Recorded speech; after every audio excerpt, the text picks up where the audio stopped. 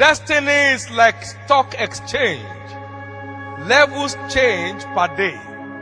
I mean, understand that? So that you are classmates today, don't deceive yourself that you are classmates for life. The classes, even when you are the same class, you are still by destiny rated into different classes. Because that guy is doing something that you are not doing, even though you sit in the same class. But in the computer readings in heaven, he's shooting high, 0.5 today, 0.5 tomorrow, 0.7 next tomorrow, and you are going the other way. And you think we are in the same class. I must have had some classmates perhaps who have never read one book since they left school. Have never read one book through since they left school in their life. And then you have another one who is reading daily. A bit to boost his resource in order to enhance his resource. You can't be at the same level. You can't be at the same level. So don't be deceived by sitting in the same class. Locate your own class. Begin to locate what?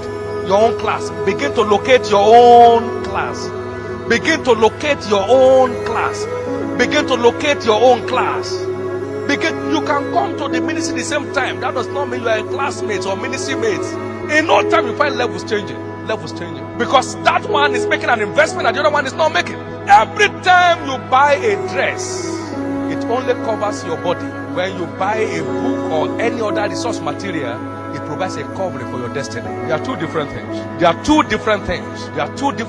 How many of you would like to know that I started buying books since 1974? So there are books on my shelf that used to be 60 kobo, whole book, 70 kobo, 80 kobo, whole text. While others were playing games all over the places, I was buying books, dressing my destiny for beauty and for color, reading and searching every issue of interest. I don't know which of Nigerian leaders that I've ever had the biography I didn't have the time to buy. I was buying them and reading them, finding out the stories of men and how they endure in their small beginnings. Even though they were secular people, I was boosting my own native intelligence by looking at them. And here you are, today jeans, tomorrow khaki, next tomorrow t-shirt, never enough, 20 shoes, not one text. They say tape, what concerns me about tape? Our books have sold millions this year, and I came across that mandate by reading a magazine. February 14, 1983.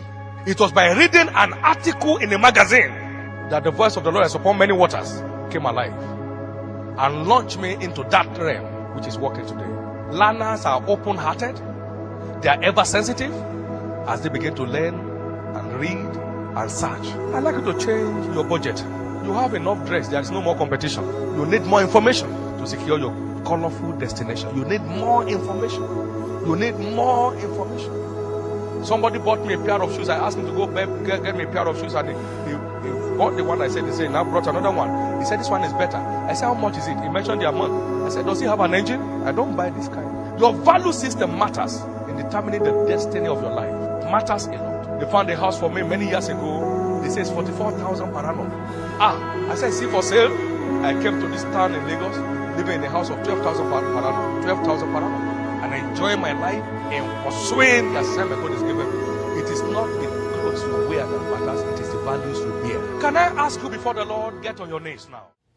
No provision just comes to you, you go for it. If you're interested. You see, many years ago the Lord said something to me very interesting. I was reading and in his presence from Deuteronomy chapter 28 verse 1 to 3. That if you diligently hearken to my voice and observe to do what I command you to do, I will set you upon high above all nations of the earth. And hear what God said to me. There's a place for you on top if you are interested. There's a place for you on top if you are interested. I said, I'm interested, and then follow the conditions. Obey everything I command you. That is your lift to the top. When you are tired of obeying, then you are tired of going up. As long as you remain obedient, then your way to the top cannot be stopped. He said there is a place for, I can't forget that. That was in 1984. I was at the bottom with everybody else. And he said to me, there's a place for you on top if you're interested. And I can tell you that's what he says concerning every provision concerning you. My wife was in the labor room to have one of our children in those days, and then they were contemplating a CS. And I got on the scene. I said, they should hold on for me, I'm coming. And I got on the scene, I said, child, turn. And I turned back myself. Labor ceased, and there was a turn. That child was delivered naturally. It wasn't go, come, or anything. Now think of it. My wife came, said to me after we got married, some 3 months or 4 months, and she said she had miscarriage. And I was just coming in from a mission trip. It cannot happen. Now there was something in me. I wasn't premeditating. I didn't hear it before. But there was something inside me. You see, it is only in your spirit that the word of God can become fruitful, not in your head. We need to open our heart to get it. Because that's where it is. Because when you are challenged, it is what is in your spirit that responds. Now, what is in your head cannot stand the storms.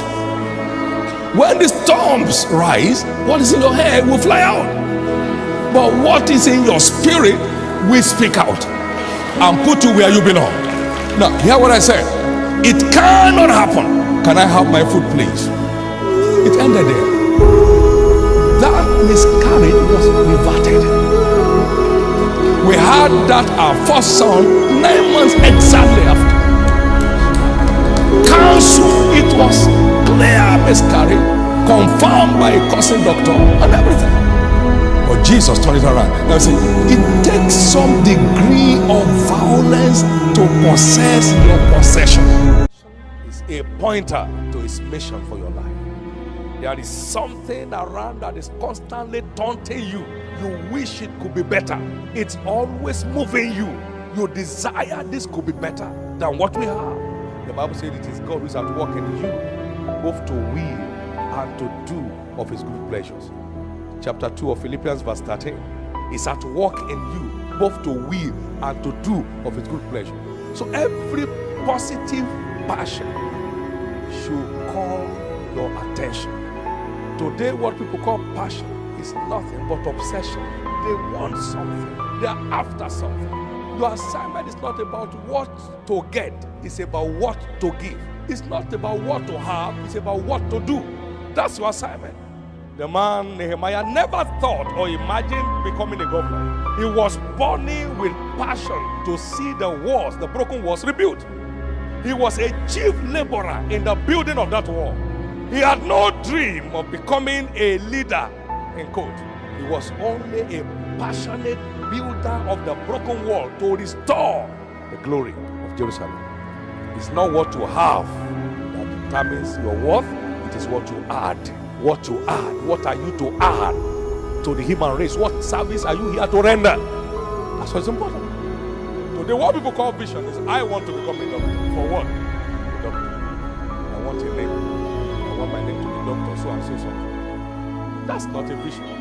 Thinking of a house to build, a car to buy, those are the dreams of babies. A vision of what to do is the dream of men. What to do, what to do. May you find your assignment on time. And may you stay with it forever.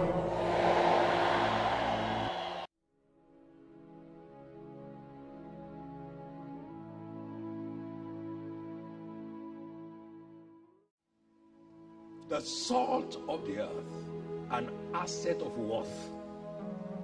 Most of medications in the world has a salt base.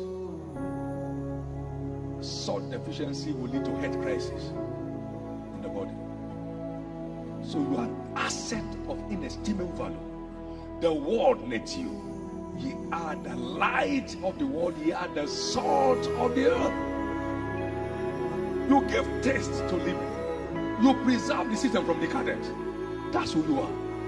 So you are not a burden to your world. You are a blessing.